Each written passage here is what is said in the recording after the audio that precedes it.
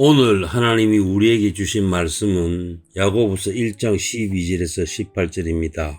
시험을 참는 자는 복이 있나니 이는 시련을 견디어낸 자가 주께서 자기를 사랑하는 자들에게 약속하신 생명의 멸관을 얻을 것이기 때문이라. 사람이 시험을 받을 때 내가 하나님께 시험을 받는다 하지 말지니 하나님은 악에게 시험을 받지도 아니하시고 친히 아무도 시험하지 아니하시느니라. 오직 각 사람이 시험을 받는 것은 자기 욕심에 끌려 미혹됨이니 욕심이 잉태한 적 죄를 낳고 죄가 장성한 적 사망을 낳느니라. 내 사랑하는 형제들아 속지 말라. 온갖 좋은 은사와 온전한 선물이 다 위로부터 빛들의 아버지께로부터 내려오나니 그는 변함도 없으시고 회전하는 그림자도 없으시니라. 그가 피조물 중에 우리로 한 첫 열매가 되게 하시려고 자기의 뜻을 따라 진리의 말씀으로 우리를 낳으셨느니라. 아멘.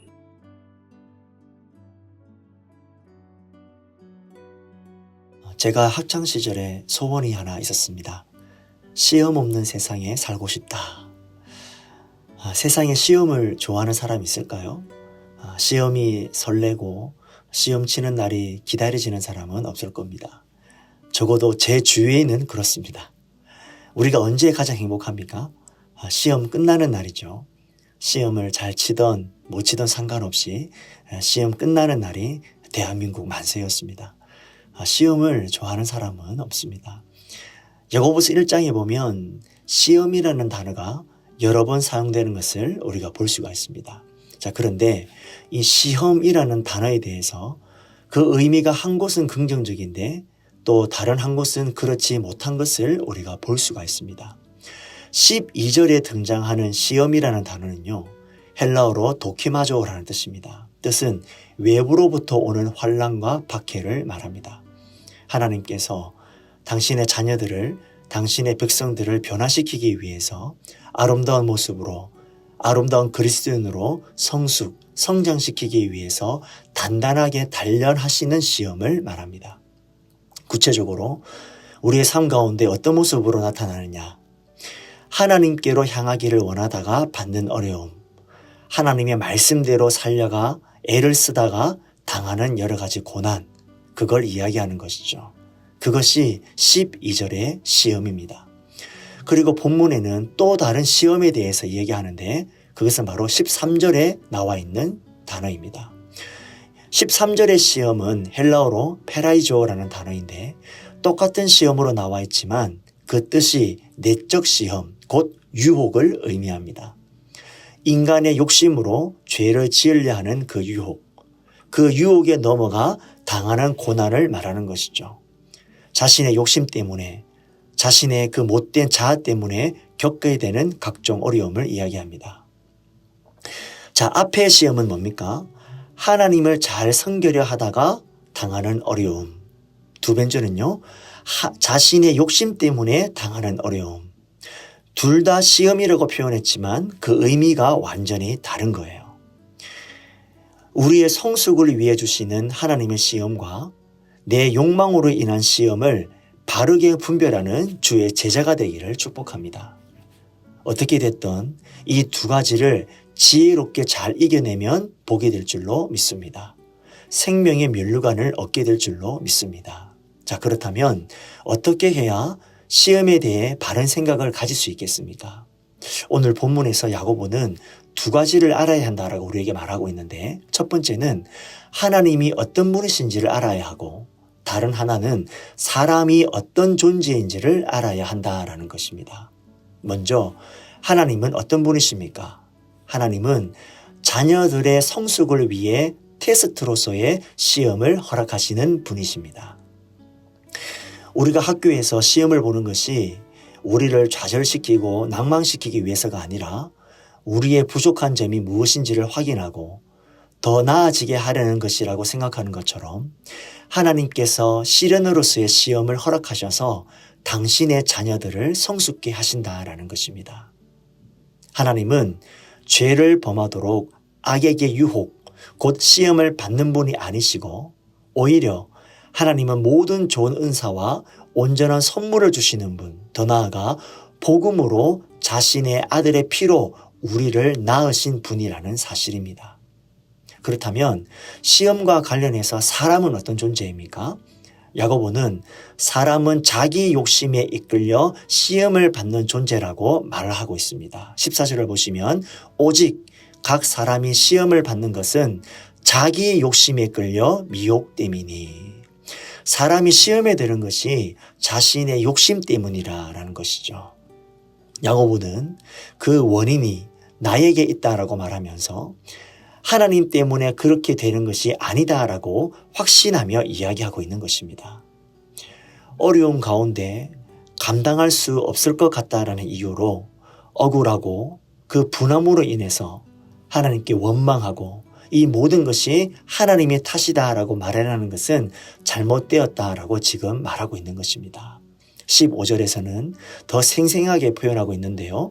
욕심이 잉태한 즉 죄를 낳고 죄가 장성한 즉 사망을 낳느니라. 자, 사람이 욕심이라는 것을 잉태했더니 출산해 보니까 힘들어 낳아 보니까 뭐예요? 죄라는 것이죠. 우리가 아기를 가졌을 때 잉태한다라는 말을 쓰지 않습니까? 임신 1주, 2주, 1개월 때는 별로 표가 나지 않잖아요. 3개월, 5개월, 7개월 그리고 만삭이 되면 어떻게 됩니까?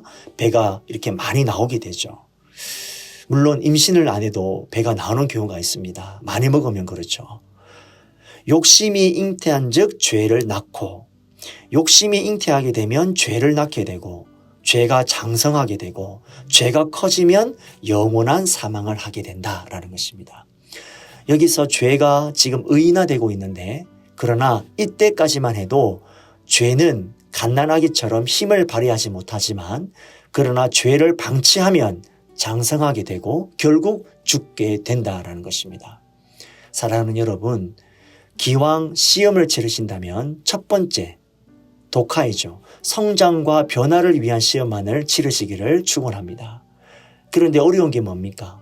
어떤 것이 신앙인으로서 품는 간절한 소망이고 어떤 것이 욕심이라는 것이죠.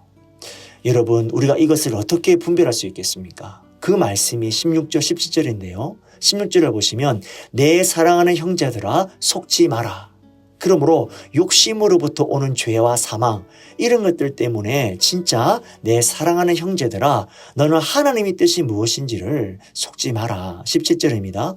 온갖 좋은 은사와 온전한 선물이 다 위로부터 빛들의 아버지께로부터 내려오나니 그는 변함도 없으시고 회전하는 그림자도 없으시니라. 그는 변함도 없으시고 회전하는 그림자도 없으시니라. 이 세상 바깥에 계시다라는 뜻입니다. 이 세상을 주관하는 분이시다라는 것이죠. 그러니까 태양을 받아서 그림자가 생기는 그런 존재가 아니라는 것입니다. 그 바깥에서 이 세상을 주관하시는 분이 계신데 너희들에게 좋은 것 다 누구로부터 온다? 다 그분으로부터 온다라는 것입니다.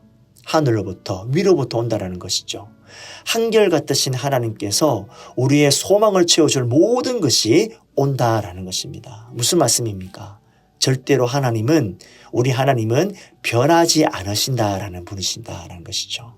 하나님은 절대로 변하심이 없으시고 우리를 사랑하시고 한 번 사랑하신 것은 끝까지 지켜주시는 주님이시다라는 것입니다. 사랑하는 성도님 여러분, 죄인들을 죄에서 건지시고자 자신의 아들을 십자가에 내어주신 하나님 아버지께서 어떻게 자신의 자녀들을 죄에 빠지도록 유혹하실 수 있으시겠습니까? 마지막 18절입니다. 그가 그 피조물 중에 우리로 한 첫 열매가 되게 하시려고 자신의 뜻을 따라 진리의 말씀으로 우리를 낳으셨느니라. 우리를 낳으셨다라는 것이죠. 간단히 말씀드리면요.